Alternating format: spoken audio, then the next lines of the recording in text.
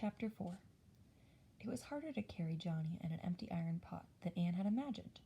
By the time she reached the road, her arms were aching, and when she came to her favorite sitting spot, she wanted so much to just stop and forget all about fires and peas and potatoes and dinner on time.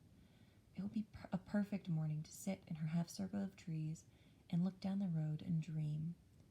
The road had a dancing look to it today. Little spots of sunshine trickled through the trees and grapevines and lay flickering on the road. Roads are different from streets, Anne thought. Streets are businesslike and only expected things to happen on them. But roads have moods and mysteries and secrets to tell, and promises to make around every corner. Even though the road had brought Anne nothing but hardship, still it had a way of saying, anything can happen here. You never know.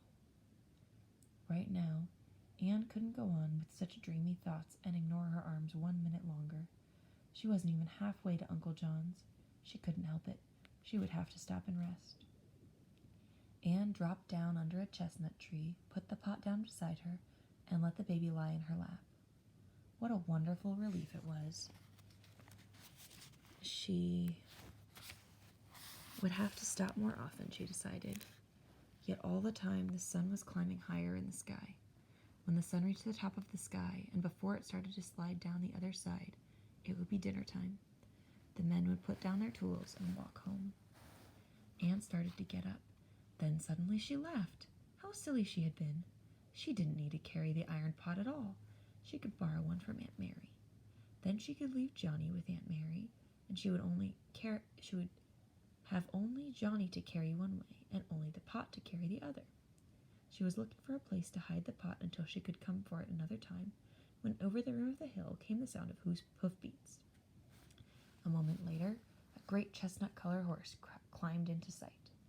On the back of the horse sat a man with matching chestnut hair, and he was singing. When he reached Anne, he stopped his horse and his song at the same time. I wondered what I would see when I came up this hill, he said. Last thing in the world I expected was a pretty young lady with a baby in her arms.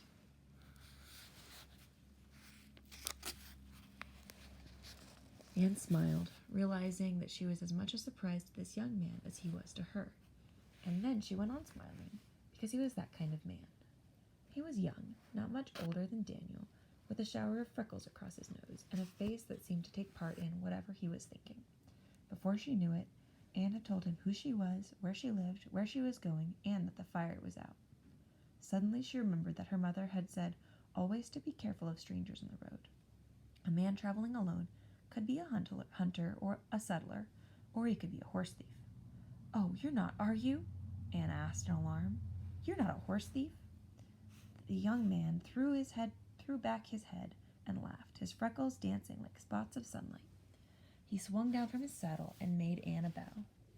Miss Anne, he said, talking serious now, and as if Anne were a grown lady, if your fire is out, there isn't much time for proper introduction. I am Arthur Scott of Lancaster County, come to the western country to find land and settle, and I am at your service. Now let's go build that fire.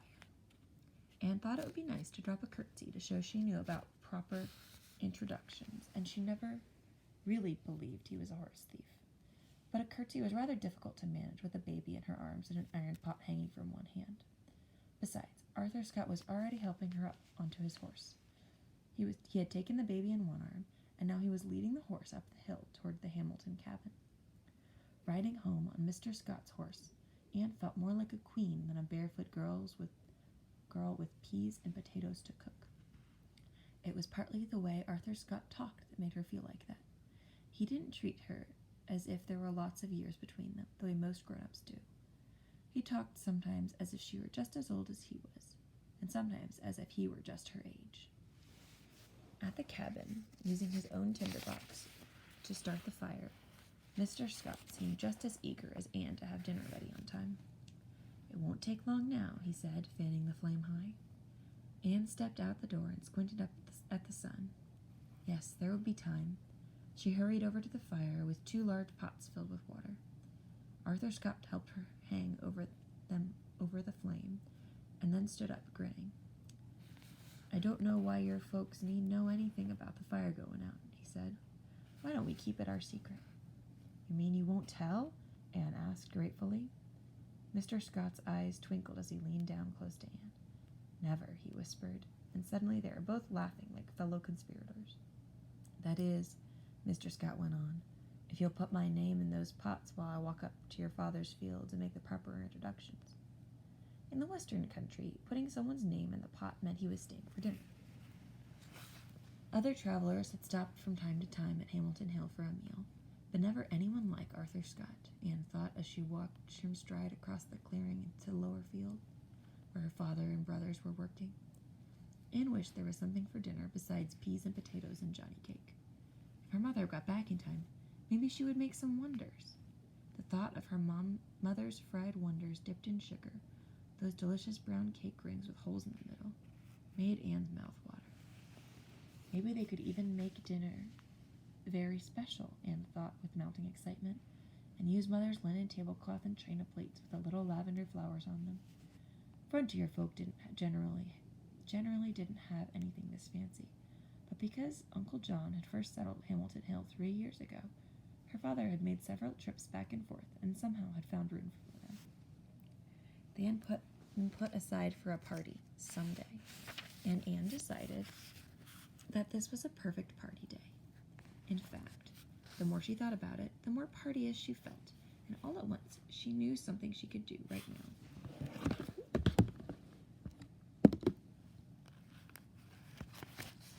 She climbed up to her private shelf and reached down her 2 blue satin hair ribbons. She tied a bow at the end of each of her braids and smiled to think how much difference those 2 little bows must make. There was no mirror on Hamilton Hill, but sometimes, Anne had discovered, if she caught the light just right, she could find her reflection in a pail of water. She moved a pail over to the light by the doorway and was looking in the water, first on one side, then on the other, when her mother came up behind her. "Oh, Mother," Anne exclaimed, pushing the pail aside, "can we have a party dinner? Will you make a batch of wonders? And can we please use the tablecloth and china plates?" Once Anne started to tell her mother about Arthur Scott and her plans for dinner, her words tumbled out faster and faster, picking up more words as they went, the way a few pebbles sometimes start a landslide down the mountain. "Wait a minute," her mother laughed, holding up her hands. "You know what your father says when your ideas run away with you." Anne nodded. If her father were here now, he would say, "Whoa there, girl, one mountain at a time." Then he would help her look at her plans slowly. When he had finished, the plans might all be changed and the excitement gone. "But Mother," Anne began, and then she noticed how hot and tired her mother looked. Mrs. Hamilton brushed a lock of hair off her forehead as she leaned over the fireplace to look into the pots. "No, Anne," she said patiently, "we can't have a party in the middle of the day with work to be done. Arthur Scott is welcome to share whatever we have the way we always have it, and I expect even he would think we are mighty foolish to set a fancy table on a Monday noon." Anne hadn't thought of it that way, and although she secretly suspected her mother might be right, still it was disappointing and tiresome. Peas and potatoes on the same old wooden plates again. Anne slapped 6 plates around the table and wondered how anything important enough for lavender-flowered china could ever happen on the western side of the mountains. When Arthur Scott tramped into the cabin with the 3 Hamilton men, however, Anne forgot her disappointment. The men were all laughing together, and Anne could tell right away that her father thought Arthur Scott was nicer than most travelers. Meeting Mr. Scott seemed to make Mrs. Hamilton feel better, too. "This is our daughter, Anne," Mr. Hamilton said. Mr. Scott bowed, giving Anne a private wink. "I have had the pleasure," he said. "I stopped in at the cabin, and Miss Anne agreed to put my name in the pot." But when they sat down at the table, Anne felt like a little girl again. Everyone began talking politics, and Anne couldn't find her way into the conversation at all. Of course, children were not supposed to be heard at the table, but politics made even listening dull.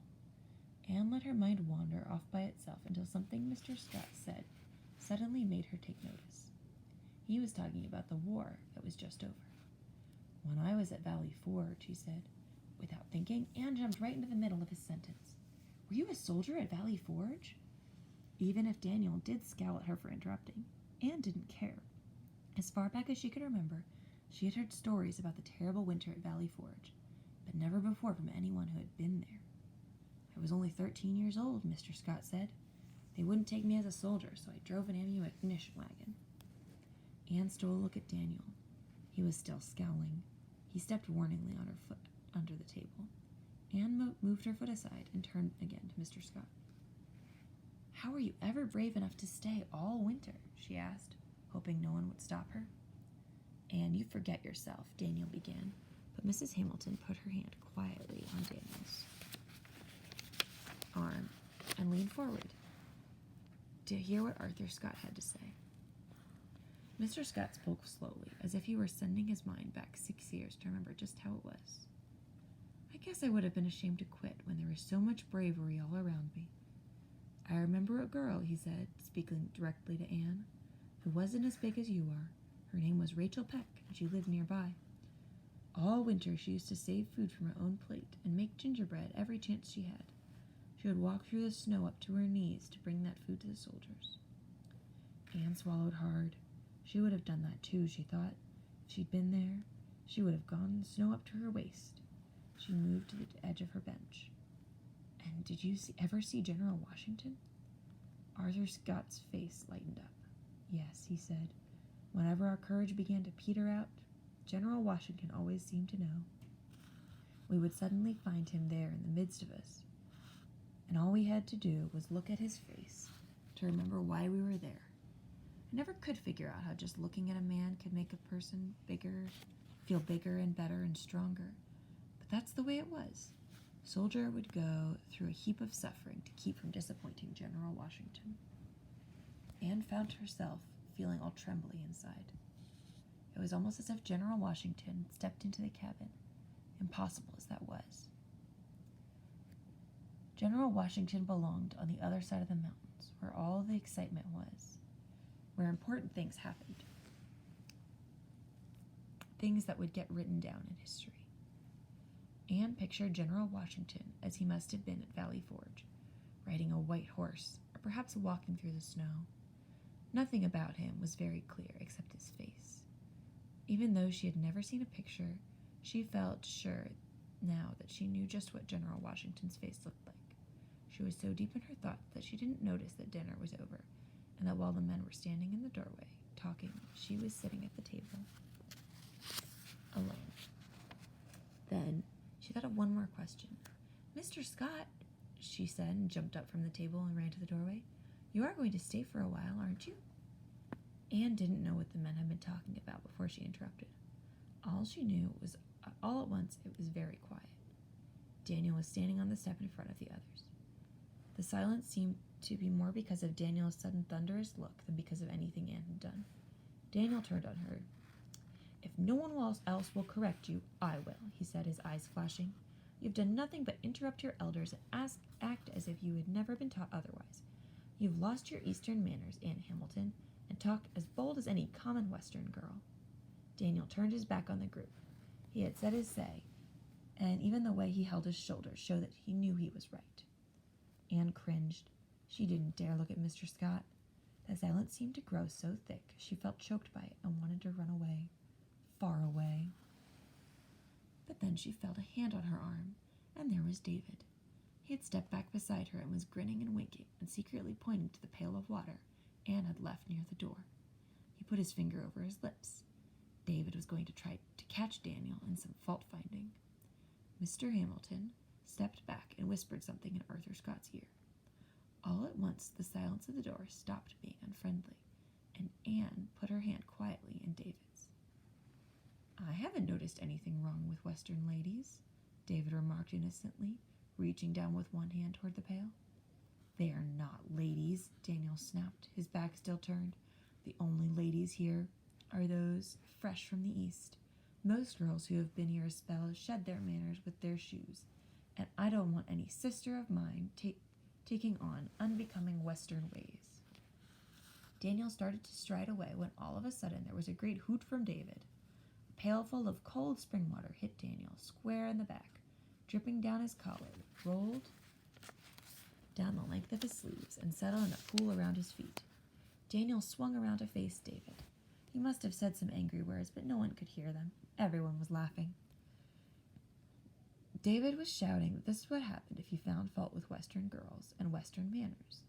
The laughter didn't seem to be so much at Daniel as it was the laughter that comes at the end of a long-standing joke.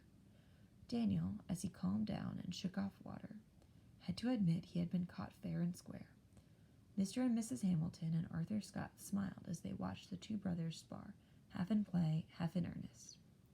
Anne sat down on the step, filled with gratitude and relief. Everyone had forgotten about her. She grinned as she remembered the loud smack the water had made as it hit Daniel on the back. End of chapter 4.